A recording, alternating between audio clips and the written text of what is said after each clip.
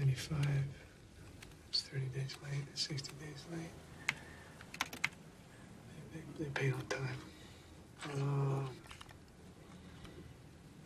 These FICO scores.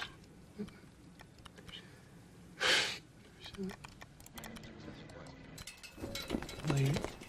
Well, they caught up on their payments. Another 30 days late. LTV 95, LTV 90. They caught up on their 60 payments. days late. Jesus, when is LTV 110? I've never heard of that. 30 days late rated adjusts. 7 rate adjusts. LTV 90, 95, 90. Jesus. He hasn't moved all day. He does this every few days. Hasn't spoken to me since he hired me. Rated LTV of high risk interest only. Heard of that mortgages. Jeez, heard of that LTV. Ow. Michael, how are you, guy? Lawrence, I found something really interesting. Great, Michael. Whenever you find something interesting, We all tend to make money. What stock are you valuing? No stocks. I want to short the housing market. really? But the housing market is rock solid. Solid. Greenspan just said, bubbles are regional, defaults are rare. Tell them I'll be there. In a minute. Say again? Look, Greenspan's wrong. I don't think you mean to do this, but sometimes you sound very Dismissive and superior. superior. It's a fact. Greenspan's wrong. I don't know how else you want it.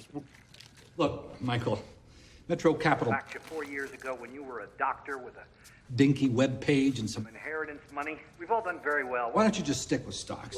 You know me. I look For value wherever it can be found. And the fact is that these mortgage-backed securities are filled with extremely risky subprime adjustable rate loans, and when the majority of the adjustable rates kick in 07, they will be. begin to fail. And if they fail above 15%, the whole bond is worthless. Michael, just take a beat.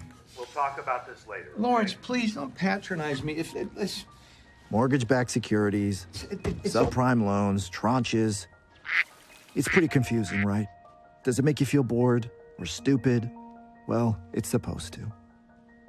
Wall Street loves to use confusing terms to make you think only they can do what they do. Or even better, for you just to leave them the fuck alone. So here's Margot Robbie in a bubble bath to explain.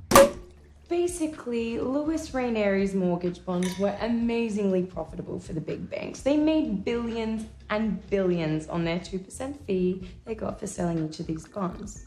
But then they started running out of mortgages to put in them. After all, there are only so many homes and so many people with good enough jobs to buy them, right?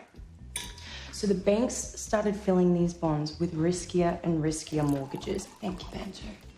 That way, they can keep that profit machine churning, right? By the way, these risky mortgages are called subprime. So whenever you hear subprime, think shit. Our friend Michael Burry found out that these mortgage bonds that were supposedly 65% AAA were actually just mostly full of shit. So now he's going to short the bonds, which means to bet against. Got it? Good. Now fuck off. It's only a matter of time before someone else sees this investment. We have to act now. How do you know the bonds are worthless? Aren't they filled with fucking thousands of... Pages of mortgages? I read them. You read them? Yes. No one reads them. Only the lawyers who put them together read them. I don't think that they even know what they've made. The housing market is propped up on these bad loans. It's a time bomb, and I want to short it. Through what instrument, Michael? There are no insurance contracts or options for mortgage bonds. The bonds are too stable. Lawrence, this is what I'm going to do. I am going to get a bank to make me one. And then I'm going to buy it.